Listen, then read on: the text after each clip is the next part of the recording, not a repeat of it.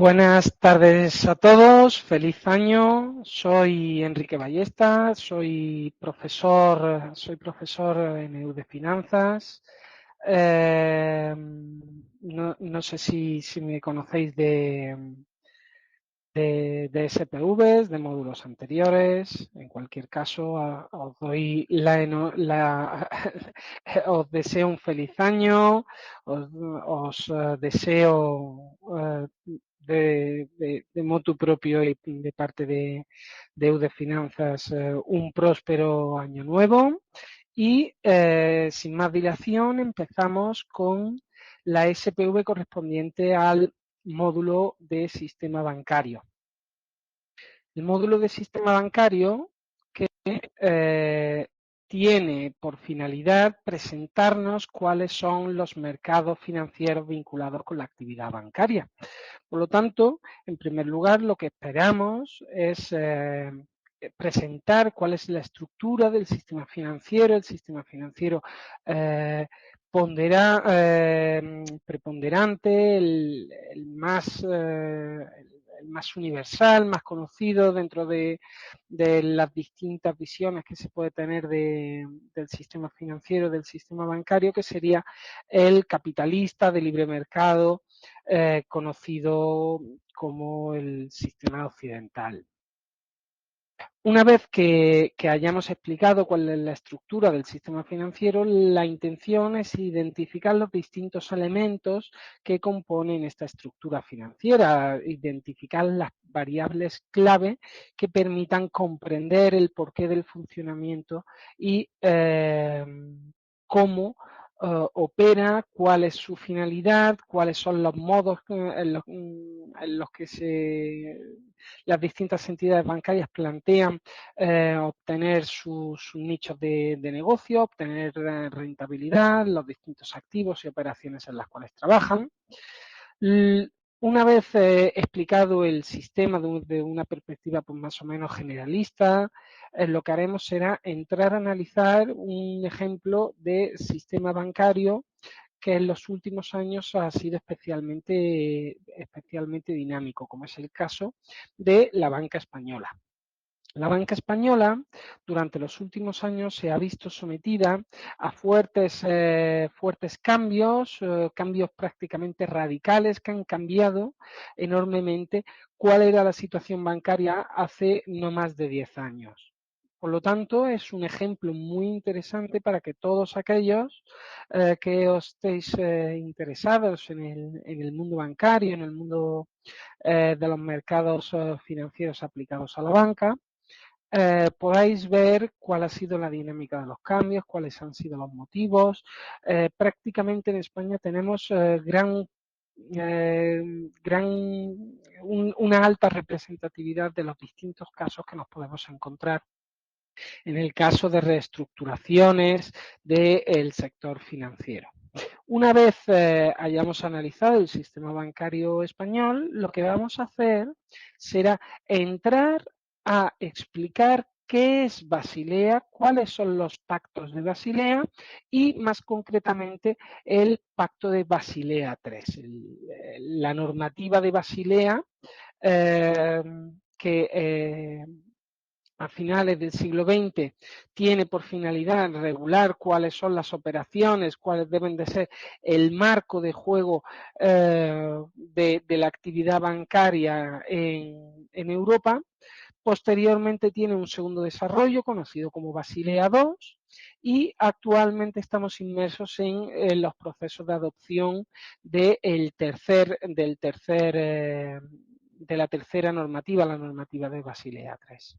Explicaremos cuáles han sido los fallos de Basilea I, cuáles han sido los fallos de Basilea II, para finalmente explicar las distintas herramientas que se presentan en Basilea III y por qué precisamente se han tomado estos cambios en la normativa para intentar solucionar los vacíos que se han encontrado en las anteriores normativas.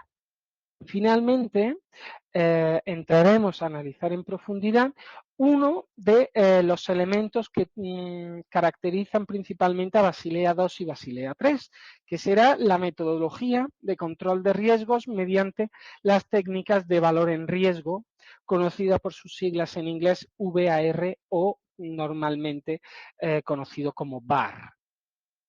En primer lugar, vamos a ver cuál es el concepto y la estructura del sistema bancario, del sistema financiero aplicado al mercado bancario. ¿Qué ocurre? Cuando nos encontramos con las sociedades complejas, fijaros, esto por ejemplo en una sociedad que no esté organizada, en una sociedad por ejemplo como podía ocurrir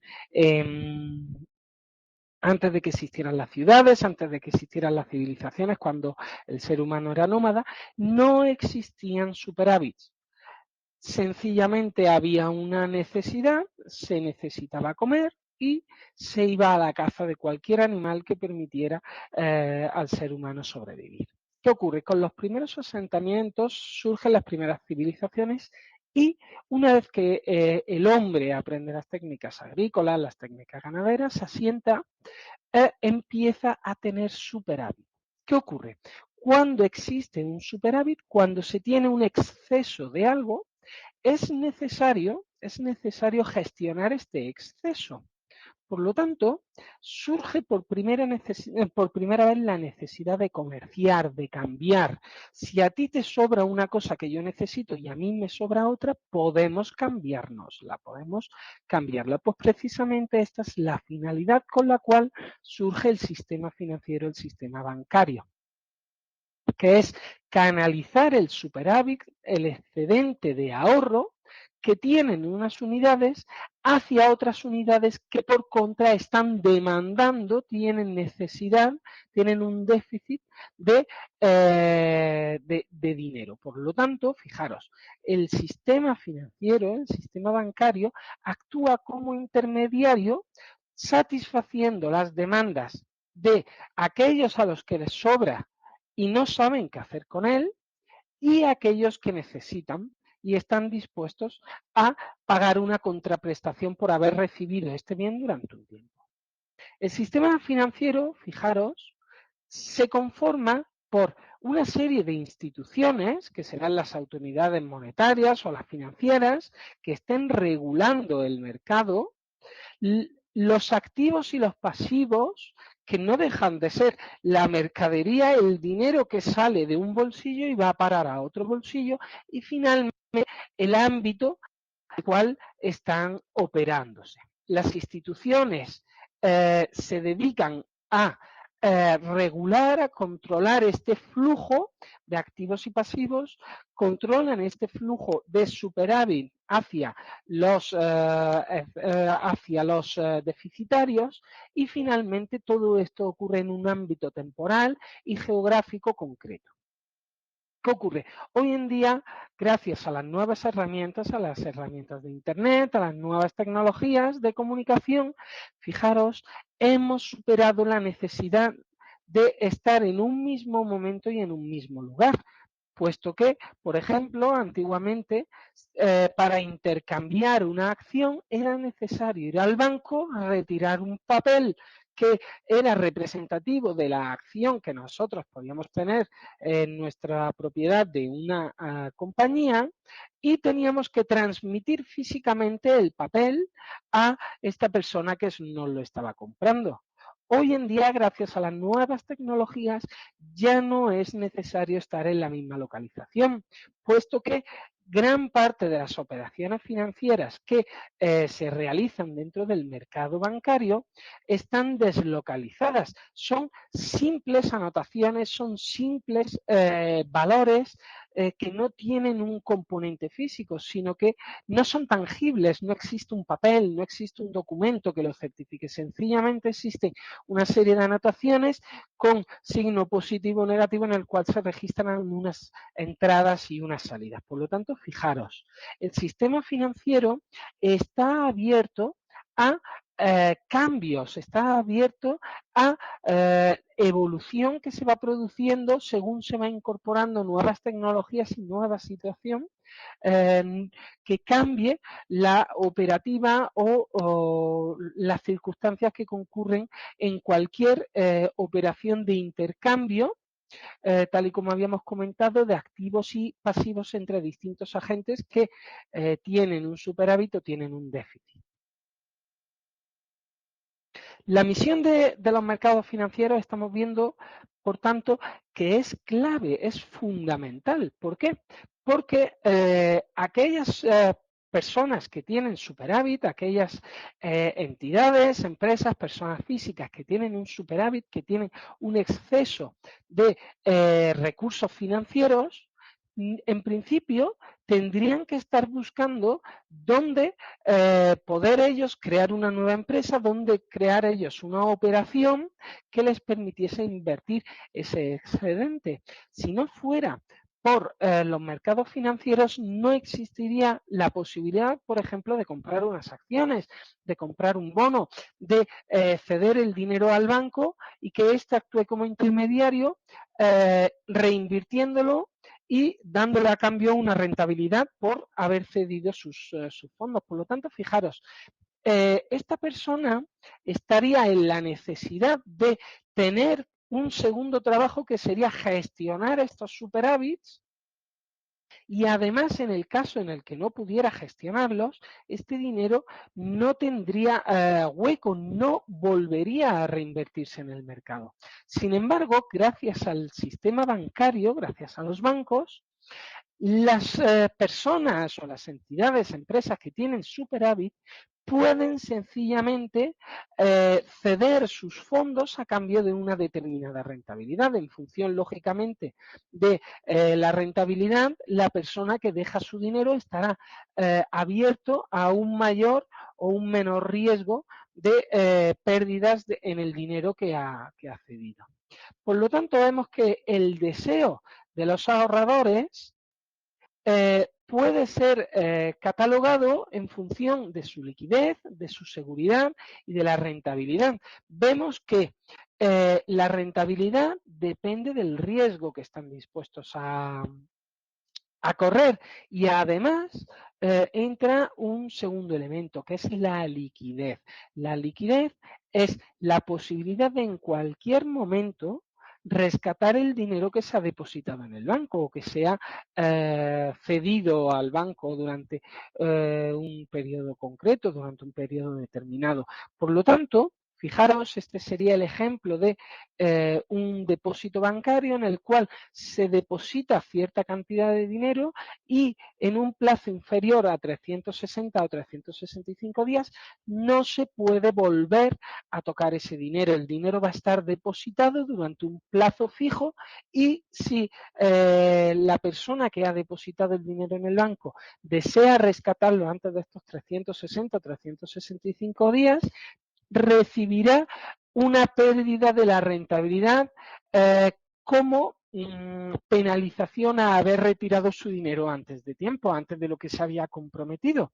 Por lo tanto, la liquidez también juega en el momento de determinar cuál es la rentabilidad por la cual una persona estará dispuesta a depositar su dinero en el banco o a cederlo en el banco. Además, el sistema financiero vemos que tiene por finalidad, a mi gusto, básica, garantizar el que los recursos financieros, el dinero que se tenía de excedente, que se tenía de superávit, pueda ser nuevamente reasignado, pueda ser repartido para realizar nuevos proyectos que generarán rentabilidad y podrán devolver este dinero junto con los intereses de haberle cedido el dinero. Lógicamente, si nosotros estamos interesados en un nuevo proyecto empresarial y solicitamos un préstamo al banco, el dinero que nos preste el banco, nosotros estaremos deseando que nuestra empresa tenga éxito poderlo devolver en tiempo y forma según se ha convenido en el contrato de préstamo y devolver el dinero además de los intereses que nosotros nos habíamos comprometido a pagar. ¿Esto porque es así? Pues lógicamente, si mi proyecto está generando dinero, será capaz de generar una rentabilidad suficiente como para que yo gane dinero y además sea capaz de hacer frente a estos compromisos, a este pago, a esta devolución de la deuda. Por lo tanto, fijaros, se permite reasignar el dinero y al mismo tiempo se está creando valor. Un dinero que en cualquier caso, si no accediese al mercado bancario, si no fuera insuflado dentro del sistema financiero, sería un dinero que estaría ocioso, no estaría dando dinero. Es el ejemplo que se nos cuenta de las personas que guardan el dinero debajo de una loseta, debajo de un ladrillo o dentro del colchón. Lógicamente este dinero ni está generando intereses, ni está permitiendo, ni otra persona lo puede estar utilizando para desarrollar un nuevo proyecto empresarial que a su vez genere trabajo, genere empleo y por lo tanto cree riqueza en la sociedad. Por lo tanto, es un elemento clave que el sistema financiero esté engrasado, que el sistema bancario esté continuamente tomando dinero y cediendo dinero para proyectos que estudiados, analizados, se compruebe que tienen una viabilidad y que van a ser capaces de devolver el dinero que se les había prestado. Además, contribuye a la estabilidad monetaria y financiera. El que exista este continuo flujo de dinero permite a nivel macroeconómico que el dinero esté circulando en la sociedad, se consume, luego se demandan servicios, se demandan bienes, luego es necesario una serie de actividades productivas que generen estos bienes o estos servicios que la sociedad está demandando. Por lo tanto, fijaros, estamos hablando de un bucle, estamos hablando de un ciclo que continuamente se va retroalimentando. Como las personas ganan dinero, pueden gastarlo. Como pueden gastarlo, están consumiendo. Como consumen, generan nuevos puestos de trabajo y demandan una serie de bienes y servicios que permite a las empresas que ofrecen los servicios o a las industrias que están generando estos bienes nuevamente trabajar y poder pagar a sus asalariados. Entonces, este ciclo monetario contribuye a la salud a nivel macroeconómico de cualquier país, de cualquier sociedad. Y finalmente vemos que mediante el fomento del ahorro, el que una persona pueda depositar sus excedentes en el banco, el banco luego lo redistribuye, el banco realiza un análisis antes de darle un préstamo a nadie, a ninguna persona que haya solicitado el préstamo en el banco analiza la posibilidad de repago de esta persona. Lógicamente no se le va a dar dinero sabiendo que no van a poder devolverlo. Por lo tanto, el banco hace un trabajo en el cual se deja el dinero para inversiones productivas que nuevamente vemos que van a generar trabajo, que van a generar estabilidad monetaria y financiera, puesto que van a mover a nivel macroeconómico el mercado y van a mover la sociedad. Por lo tanto, fijaros la importancia del superávit, la importancia del ahorro y la posibilidad del disponer de un sistema bancario que permita reasignar este dinero que ha sido ahorrado, devolver una serie de intereses y al mismo tiempo permitir que se generen nuevas inversiones productivas que a su vez siguen creando valor en la sociedad. Una vez que hemos visto más o menos la mecánica, las operaciones del sistema bancario, vamos a entrar a analizar en el caso español cómo está organizado la estructura del mercado bancario español. En primer lugar, la responsabilidad en materia financiera, en materia bancaria, corresponde al Ministerio de Economía y Competitividad. Simplemente tecleando Ministerio de Economía.es podéis, la página web viene contraído, pero sencillamente con teclearlo en Google accederéis directamente. Podéis ver todos los ámbitos en los cuales el Ministerio de Economía y Competitividad ejerce su control como parte, como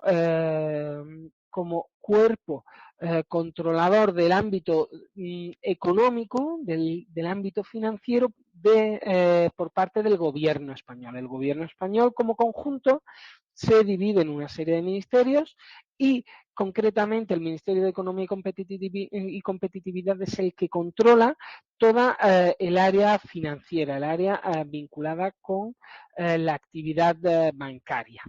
¿Qué ocurre? El Ministerio de Economía y Competitividad no es un único cuerpo, sino que está organizado en distintos órganos que van realizando la supervisión en ámbitos concretos. Esta supervisión que se realiza en ámbitos más concretos, más específicos, fijaros, están relacionadas con distintas áreas del mercado financiero. En primer lugar, el Banco de España. El Banco de España sencillamente lo que hace es controlar todo el mercado bancario. Todas aquellas entidades vinculadas con la operativa bancaria están directamente supervisadas por el Banco de España. Lo que en Estados Unidos, por ejemplo, sería la Reserva Federal o en Europa se conoce como el Banco Central Europeo. El Banco de España es un órgano que depende del Ministerio de Economía y Competitividad y al mismo tiempo depende del Banco Central Europeo. El Banco de España, desde la entrada de España en la Unión Europea, cede una serie de responsabilidades, cede una serie de capacidades, de forma que el Banco Central Europeo es el que emite la normativa y el Banco de España sencillamente acata las órdenes del Banco Central Europeo y redacta la normativa necesaria para cumplir con los dictámenes del Banco Central Europeo. Lógicamente, el gobierno español en materia de legislación será el que lleve a aprobar las distintas normativas, siempre supervisadas por el Banco de España, que es el órgano supervisor directo del ámbito bancario. La Comisión Nacional del Mercado de Valores es la que se responsabiliza del control de las acciones que se negocian en los mercados organizados españoles, principalmente la Bolsa de Madrid, aunque también tenemos bolsa en Valencia, en Barcelona y en Bilbao. La Bolsa de Madrid, a través de la empresa gestora de la bolsa, que es BME, Bolsas y Mercados Españoles, es la que ejerce la supervisión directa en el ámbito de las distintas acciones. Hoy, por ejemplo, hemos tenido noticia hace un par de horas, ha sido suspendida precisamente por la Comisión Nacional del Mercado de Valores la cotización de las acciones del Banco de Santander. El Banco de Santander, fijaros, ha tomado la decisión de incrementar el capital que tiene el banco. Ha decidido crear nuevas acciones para incrementar el tamaño de su patrimonio neto. Por lo tanto, este incremento en la cantidad de acciones que varía sustancialmente el nivel de patrimonio neto que va a tener el Banco Santander antes y después de esta nueva oferta de valores, la Comisión Nacional del Mercado de Valores es la que, una vez se ha recibido la comunicación por parte del Banco de Santander indicando que se pretendía realizar esta ampliación de capital, inmediatamente la Comisión Nacional transmite una orden a bolsas y mercados españoles para que las acciones del Banco de Santander dejen de ser comerciadas de forma inmediata en el mercado. Esto, lógicamente, tiene una serie de repercusiones. ¿Por qué? Pues imaginaros, al ampliarse el patrimonio neto de la empresa, el valor de las acciones va a disminuir. Por lo tanto, esta decisión que está tomando el Banco de Santander de cambiar el número de acciones que tiene en el mercado tiene una implicación directa en las miles o millones de personas que han invertido su dinero en las acciones preexistentes del Banco Santander. Por lo tanto, la Comisión Nacional del Mercado de Valores tiene por finalidad defender la integridad de los ahorros de estas personas, de estos inversores que habían depositado su dinero, que habían invertido su dinero en acciones del Banco Santander. Por lo tanto, la Comisión Nacional tiene esta finalidad y realiza esta paralización de su comercialización hasta que se haya solventado este trámite, hasta que esté completado la oferta de valores y pueda volver a negociarse estos títulos. En tercer lugar, vemos la Dirección General del Tesoro y de Política Financiera, que sencillamente lo que analiza es los presupuestos públicos en España. La Dirección General de Seguros y Fondos de Pensiones, que es el órgano que supervisa las empresas aseguradoras y todos aquellos fondos que gestionan el dinero de las pensiones. Y finalmente la Dirección General de Política Comercial e Inversiones Exteriores, que es el órgano supervisor de todas las inversiones que se realizan mediante capital español fuera de nuestras fronteras. Entonces, fijaros, tenemos este gráfico que nos presenta cuáles son, cuál es la organización del sistema financiero español. Tenemos en primer lugar un subsistema de crédito que está regulado por el Banco de España, un subsistema de valores, de acciones, que sería la CNMV, y finalmente un área de seguros que está regulado, tal y como habíamos comentado, por la Dirección General de Seguros y Fondos de Pensiones. Fijaros, el sistema de crédito, el del banco, el regulado por el Banco de España, regula a todas las entidades crediticias, todas aquellas que pueden que pueden dar dinero, o todos aquellos que pueden avalar, pueden garantizar operaciones de préstamo, operaciones de crédito. El sistema de valores, el órgano responsable, la CNMV, controla empresas que ofrecen servicios de inversión, entidades de capital riesgo, instituciones de inversión colectiva y sociedades gestoras de fondos de titulización. Una vez que hemos visto más o menos cuál sería la estructura, la organización que nosotros disponemos en el ámbito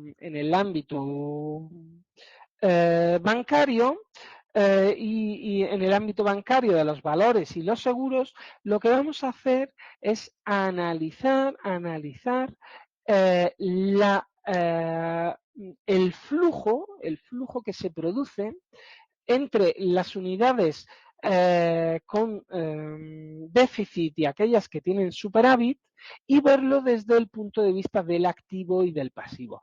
Ya con la mentalidad del balance, concentrarnos en ver las operaciones, qué tipo de reflejo tendrían en nuestro balance y qué es lo que significan en función de si estamos hablando de un activo o si estamos hablando de un pasivo.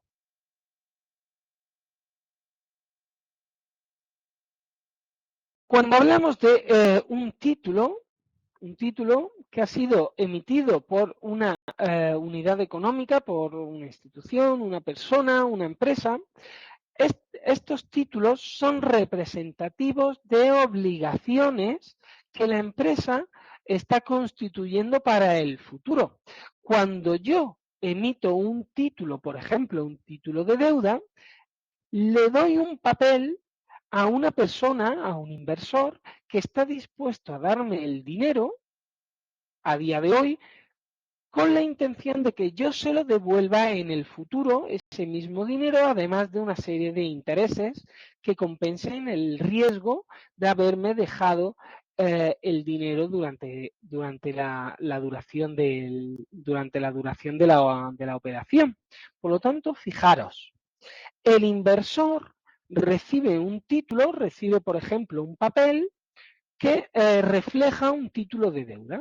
Este título de deuda da un derecho monetario futuro, da derecho a cobrar una serie de intereses y la devolución del dinero prestado hoy en el futuro.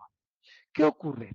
Las características que definen este título, este papel representativo de una deuda por el cual una persona que ha recibido un dinero prestado se compromete a devolverlo a una fecha concreta con un pago de intereses concretos, se caracterizan por la rentabilidad, por el riesgo y por la liquidez, tal y como habíamos comentado anteriormente.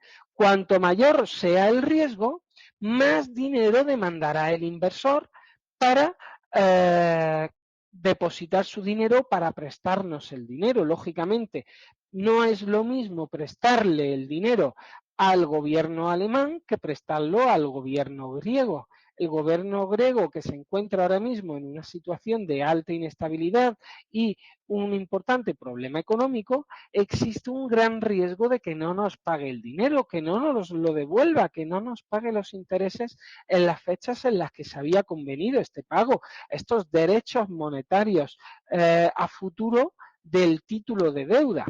Por lo tanto, estamos hablando del riesgo de contrapartida, la probabilidad de que no se me devuelva el dinero en los plazos convenidos ni en las cantidades convenidas. Por lo tanto, lógicamente, el inversor que le deje dinero al gobierno griego le dejará el dinero, pero a cambio de unos mayores intereses. Lógicamente estará interesado en recuperar su dinero y como el dinero ha estado sometido a mucho riesgo, demandará muchos intereses. Fijaros, lógicamente, la rentabilidad es algo que cuando se emite el título se tiene que analizar cuál es la rentabilidad que va a ofrecer un título, puesto que esta rentabilidad debe de ser suficiente como para que los inversores estén dispuestos a dejar el dinero, pero que no sean excesivos para no incurrir en un excesivo gasto por parte de la empresa que está emitiendo el título. Lógicamente, el inversor, cuando recibe este título, que le da derecho a obtener una rentabilidad en el futuro, le da derecho a recibir unos flujos económicos en el futuro, para este inversor el título sería un activo, será algo que le da derecho a cobrar intereses. Por lo tanto, estamos hablando de una inversión, es un activo claramente.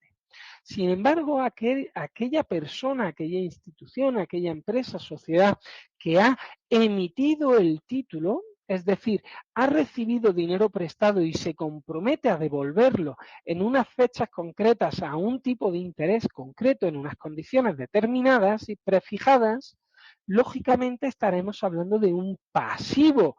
Nunca podríamos hablar de patrimonio neto. ¿Por qué? Porque es exigible, se tiene que devolver a una fecha determinada, se tiene que devolver a una fecha concreta.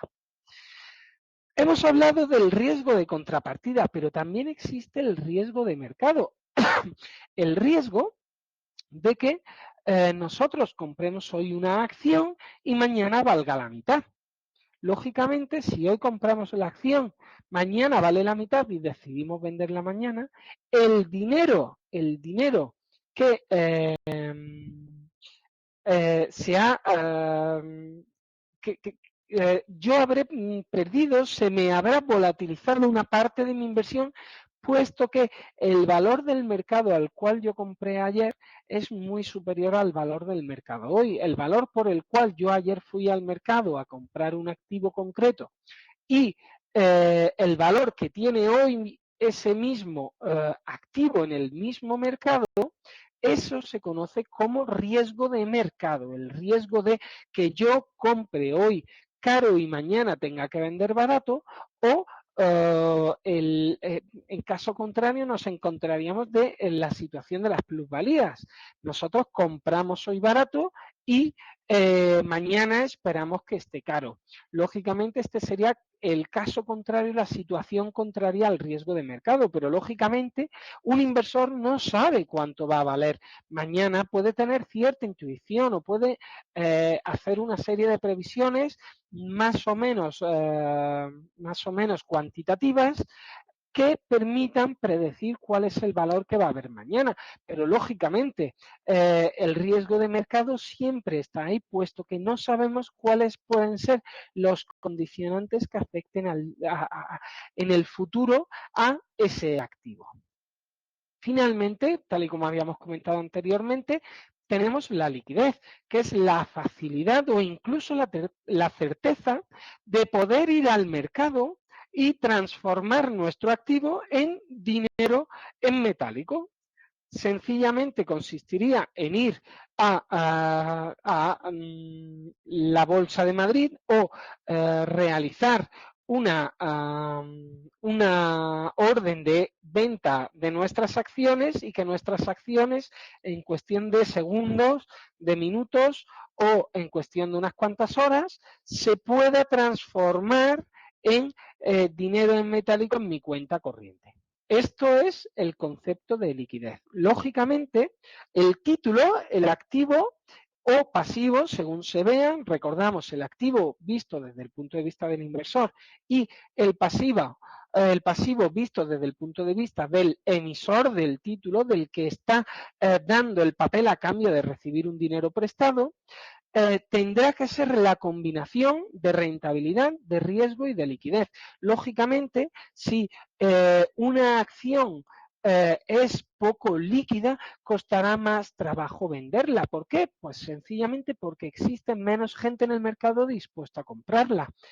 Por ejemplo, si nos vamos a mercados que puedan ser un poco más exóticos o acciones que no sean de grandes empresas, de las empresas más famosas, en el caso de la Bolsa de Madrid hablaríamos de bolsas y mercados españoles, tiene el índice IBEX 35 con las 35 empresas más líquidas, aquellas cuyos títulos de propiedad, aquellas cuyas acciones son compradas y vendidas con mayor facilidad, son las más líquidas.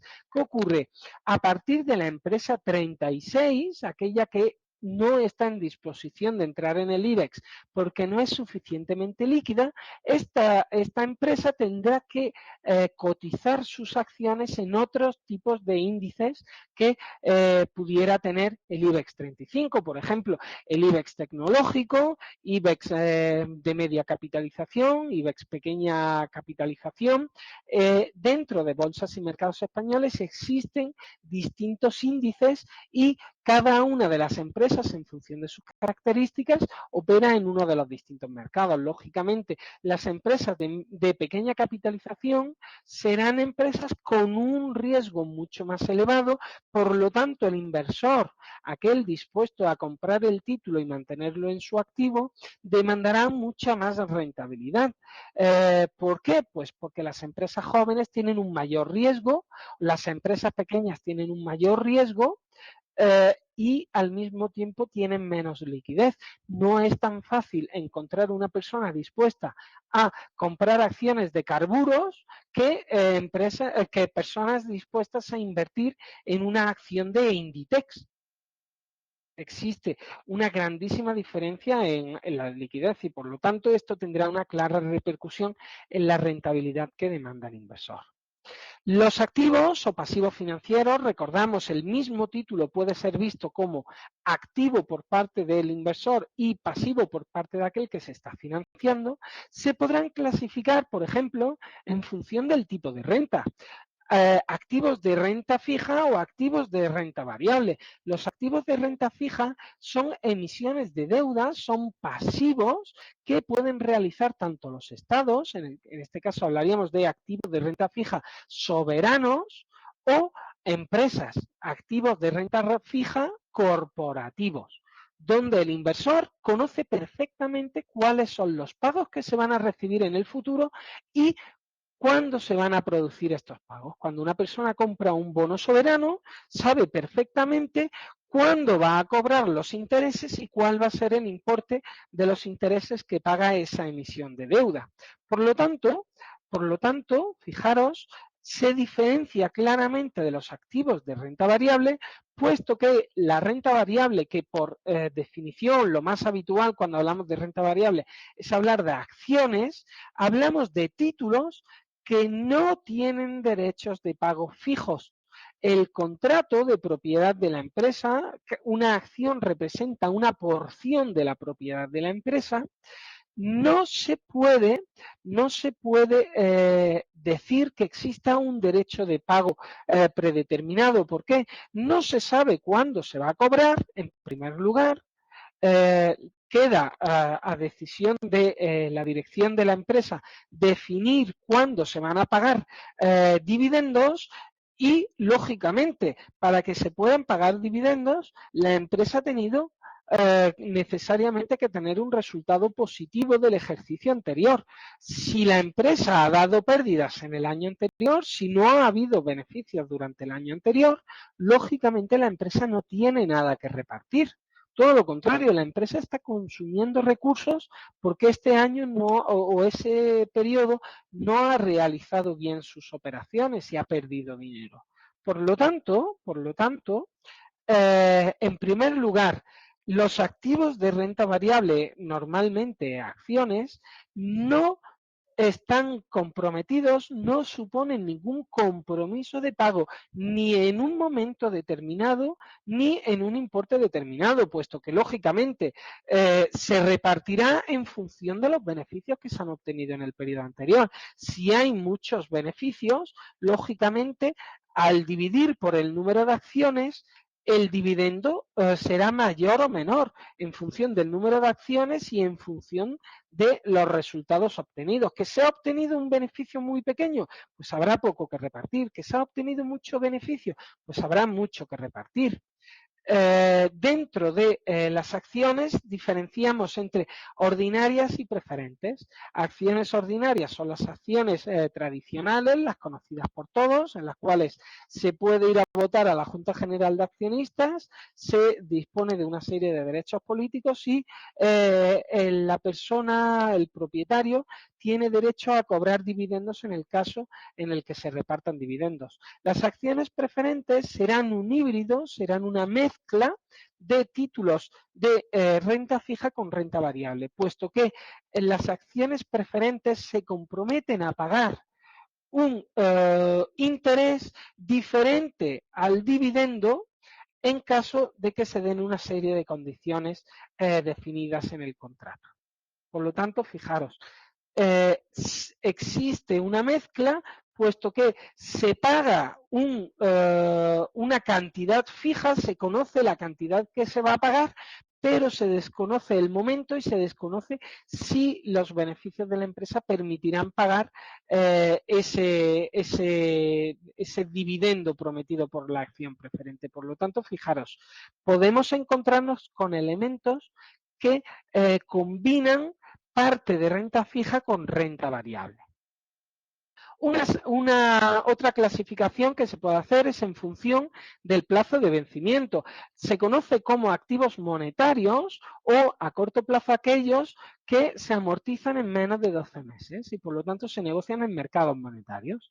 Sin embargo, si se amortizan a un plazo superior a los 12 meses, estaríamos hablando de activos financieros a medio o largo plazo que se negociarían en el mercado de capitales.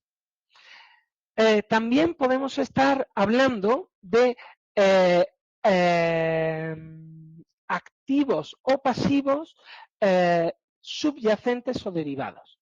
En el caso en el que nosotros compramos una acción o un título de deuda, sencillamente estamos comprando el derecho a recibir una serie de pagos futuros. ¿Qué ocurre? En el caso del derivado, estamos comprando un contrato que me permite comprar, me da derecho o obligación en el caso del futuro, a comprar o a vender un activo subyacente. Fijaros, el precio de este contrato depende del precio que tiene aquello que yo puedo comprar o vender. Por ejemplo, un derivado sobre una acción del Banco Santander. Yo compro hoy un derivado que me da derecho, por ejemplo, a comprar una acción del Banco Santander a 5 euros dentro de 2 meses. En este caso, si dentro de 5 meses la acción del Banco Santander vale más de 5 euros, yo estaré interesado en este título derivado, puesto que gracias a este contrato que yo he comprado antes, puedo comprar a esta fecha concreta, dentro de 2 meses, puedo comprar la acción del Banco Santander a un precio predeterminado. Cosa que si yo tuviera que ir ese día a comprar la acción al Banco Santander, al Banco Santander o a la Bolsa de Madrid, comprar la acción del Banco Santander, lógicamente me encuentro con que ha podido subir o bajar, ha podido estar fluctuando su precio durante estos 2 últimos meses y puede ser superior o inferior a 5 euros.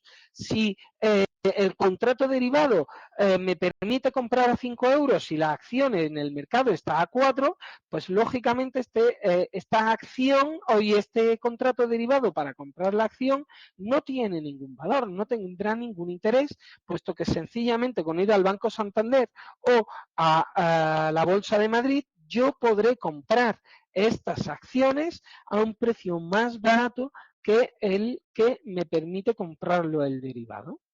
Entonces, fijaros, el derivado, su precio depende, el precio del contrato que me permite comprar la acción del Santander a 5 euros, pero fijaros, es un contrato que no tiene nada que ver con la acción del Santander.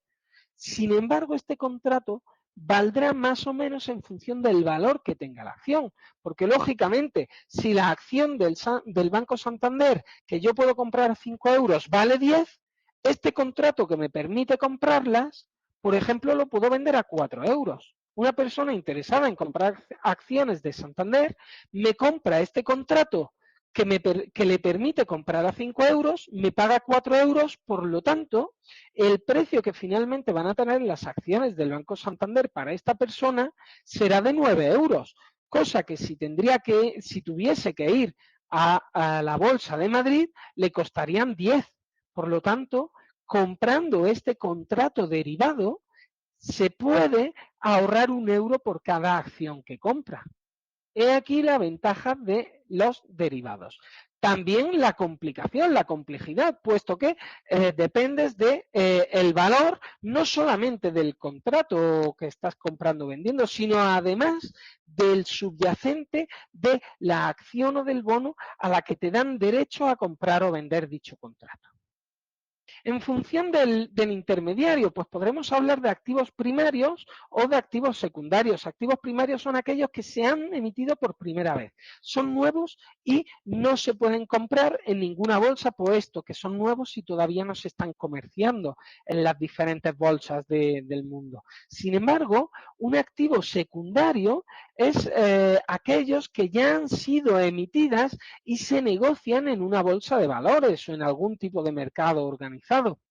En función de la liquidez, podemos hablar de activos de alta liquidez o de baja liquidez, en función de la facilidad o no de poder venderlos en cualquier tipo de mercado.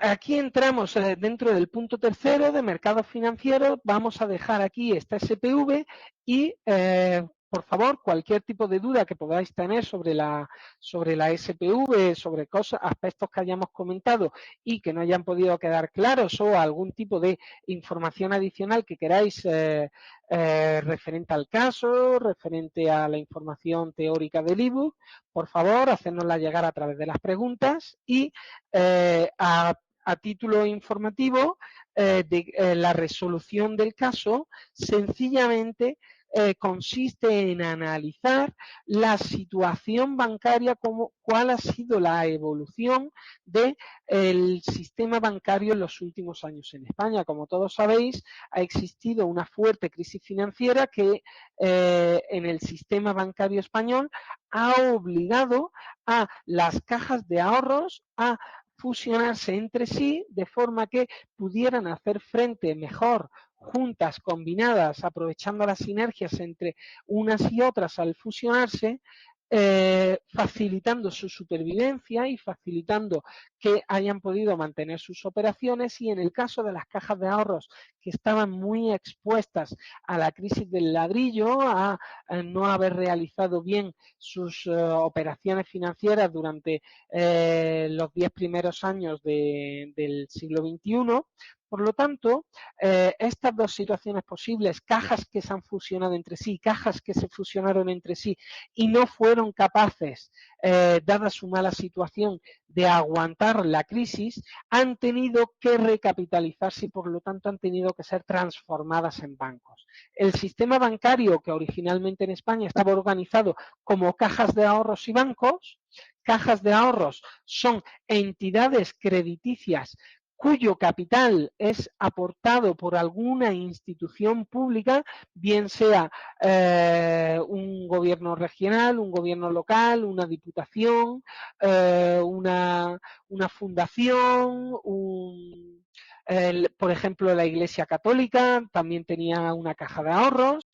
Eh, Todas estas cajas de ahorros que funcionaban como si fuera un banco, pero estaban sometidas a una normativa específica, especial, puesto que parte de sus beneficios los redistribuían en obra social, hacían reinversiones del dinero en vez de repartir el dinero entre sus accionistas. Como era dinero público, lo que hacían era, en vez de repartir dividendos, repartir los beneficios en forma de obra social, en forma de inversiones en la comunidad.